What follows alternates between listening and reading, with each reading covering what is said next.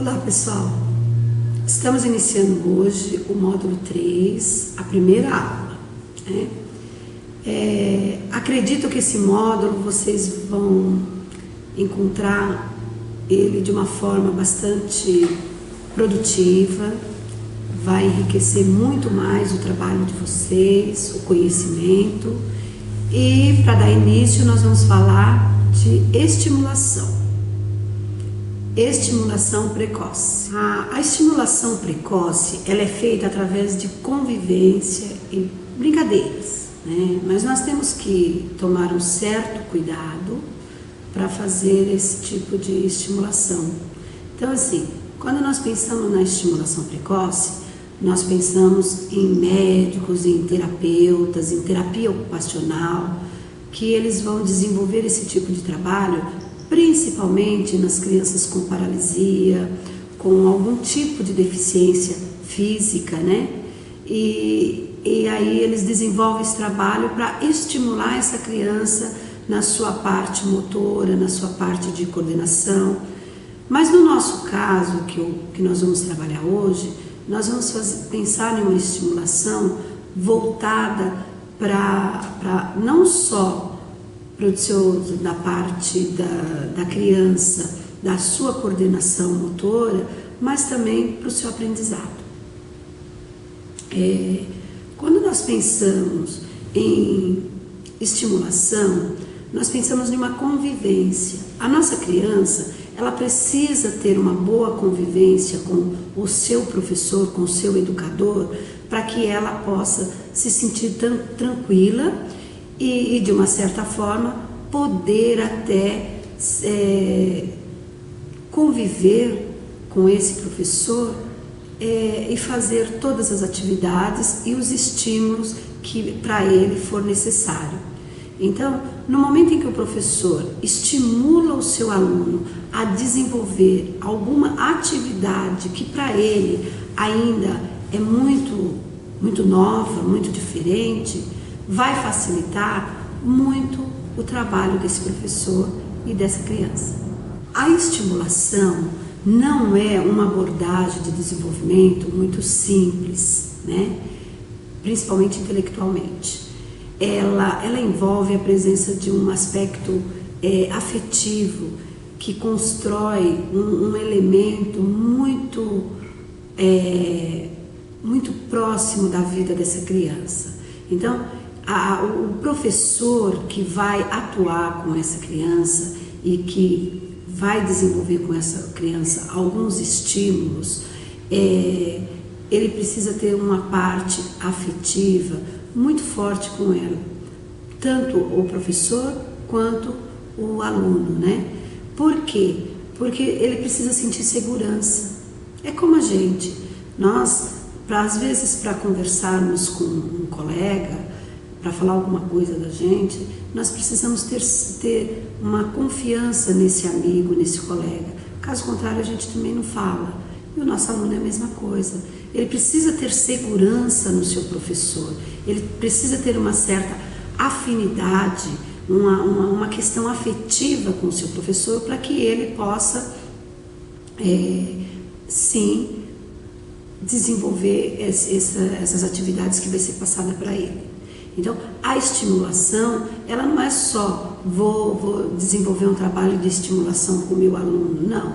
Ela tem todo um processo, tem todo um desenvolvimento e um preparo, né, específico para a criança. Essa estimulação, ela vem a contribuir para o desenvolvimento desse aluno. Mas a gente assim costuma dizer que esse desenvolvimento não é só para o aluno, né? É para o professor também. Porque conforme o professor vai desenvolvendo essas atividades com o seu aluno, ele também vai adquirindo um certo conhecimento e com isso ele também vai aprendendo e vai ganhando mais conhecimento. Então é muito importante que o professor se prepare para fazer essa estimulação com o seu aluno.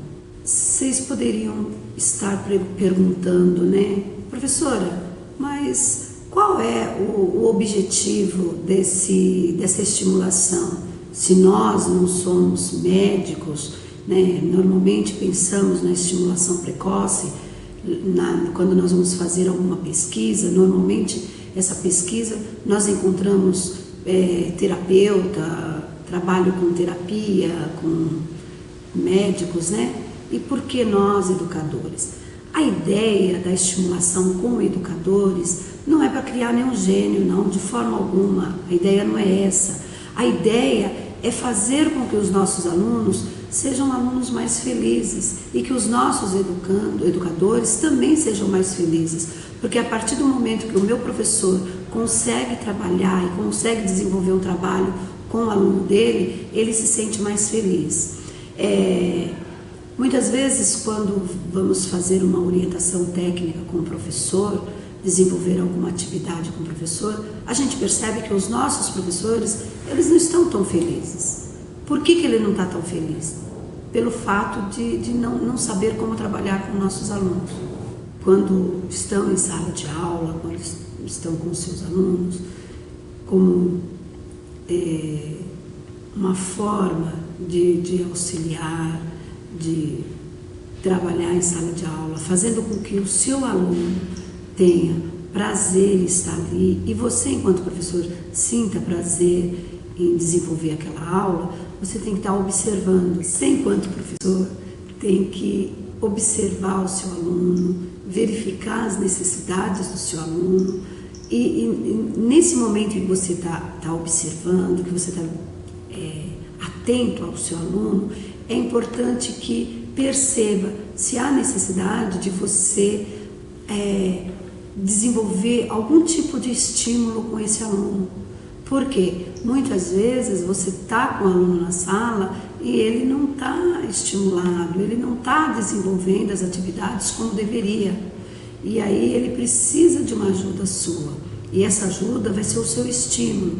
Esse estímulo, ele pode vir de várias maneiras. Ele pode vir de forma de brincadeira, ele pode vir com uma forma de um estímulo da linguagem, ele pode vir você trabalhando no espaço físico, fazendo algumas mudanças no espaço em que vocês estão atuando.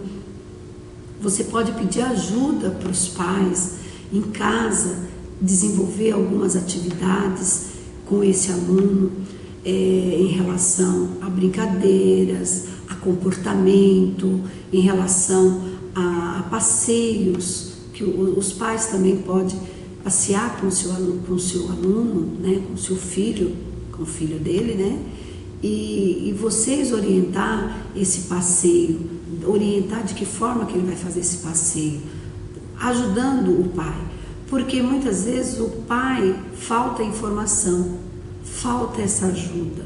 E isso eu já falei para vocês em algumas aulas e outros encontros, que vocês muitas vezes são os olhos dos pais, porque vocês enxergam aquilo que os pais não conseguem enxergar.